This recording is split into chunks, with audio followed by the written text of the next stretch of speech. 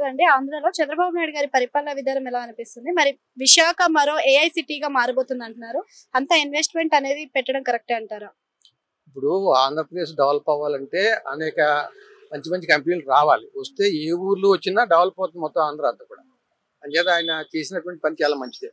అంటే 1,50,000 కోట్లు ఇన్వెస్ట్ చేస్తున్నప్పుడు దానికి తగ్గట్టుగానే జాబ్‌లు ఎక్స్‌పెక్ట్ చేస్తాం కదా! జస్ట్ 3,000 జాబ్‌ల కోసం అంత ఇన్వెస్ట్‌మెంట్ చేస్తున్నారు అని వైఎస్ఆర్‌సీపీ నుంచి వ్యతిరేకిస్తున్నారు. మరి అందులో ఎంత వరకు నిజం ఉందంటారు? జాబులు కావాల్సిన యువతకి అందరికి కూడా. అంచేత జాబులు వాళ్ళు కూడా చేయించుకునే వాళ్ళు కూడా వాళ్ళకి కావాలి.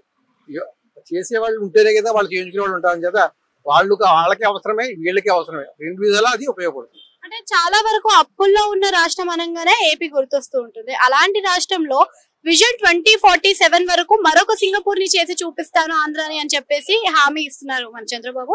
మరి అది అవుతుందా అంటారా? అప్పులు చేయని రాష్ట్రం అంటూ ఏది లేదండి. కేంద్రం కూడా అప్పులు చేస్తూనే ఉంటది. అంచేత అప్పులు చేయకుండా మన అసలు నడవదు పరిస్థితి. అలా అది ప్రజా ఉపయోగపడేటువంటి అప్పులు చేయడం వల్ల ఏ విధమైన నష్టం ఉండదు.